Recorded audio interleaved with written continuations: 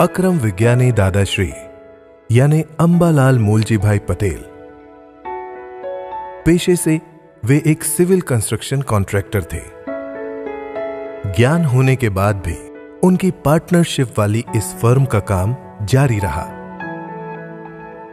ज्ञानी व्यवहार में कैसे बरतते हैं, इसका एक किस्सा सुनने को मिला महात्मा गुरुदयाल जी को। दादाश्री की कंस्ट्रक्शन साइट पर काम करने वाले एक कर्मचारी रमेश से।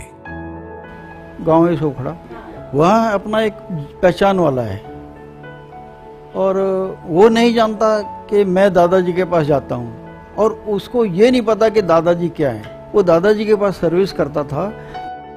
यह बात उन दिनों की है जब दादाश्री की कंपनी को एलिफेंटा समुद्र तट पर जेटी बनाने का कॉन्ट्रैक्ट मिला था। काम के लिए कभी कभी उन्हें बड़ौदा से साइट पर जाना पड़ता था और कभी रात को रुकना भी पड़ता था।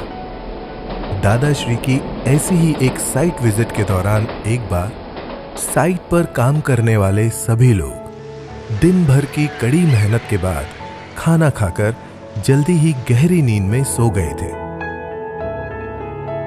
दादाश्री भी आराम कर रहे थे। तभी उन्होंने रमेश को आते देखा। उसे देखते ही दादाश्री ने पूछा, रमेश, खाना खा लिया?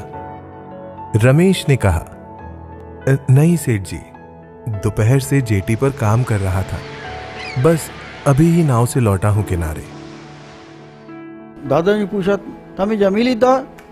वो बोला, वो कहता मैं तो सेठ ही बोलता था, हमको क्या पता दादा क्या नहीं, हम तो सेठ बोलते थे कि सेठ जी मैं तो अभी आया हूं। तब तक तो रसोइया भी सो चुका था।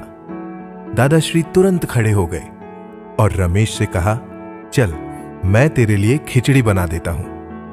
रमेश को जवाब दे उससे पहले तो दादाश्री ने खुद ही स्टोव जलाकर खिचड़ी बनाने रख दी। रमेश तो यह देखकर बिल्कुल दंग रह गया। सेठ जी मेरे लिए खिचड़ी बना रहे हैं? अपना आराम छोड़कर कभी किसी सेठ ने अपने नौकर के लिए ऐसा किया होगा क्या? फिर दादाजी ने स्टोव गर्म किया, उसको खिचड़ी बना के दी। भूखे नहीं, दादा ने बनाई, दादाजी ने बनाई कि भूखे नहीं सोने का। दादाजी ने उसको खिचड़ी बना के खिलाई। रमेश के लिए वे सिर्फ सेठ जी थे, लेकिन गुरुदयाल जी जैसे कितने ही लोगों के लिए तो वे महान ज्ञानी थे। जिन दादाश्री के लिए भोजन बनाने की सेवा पाकर लोग धन्य धन्य हो जाते थे, उन्हीं दादाश्री का अपने कर्मचारी के प्रति ऐसा व्यवहार। अध्यात्म के शिखर पर पहुंचे दादाश्री का व्यवहार में इतना लघुत्तम भाव, इतनी करुणा और प्रेम, ऐसा तो कोई असाधारण मनुष्य ही कर सकता है।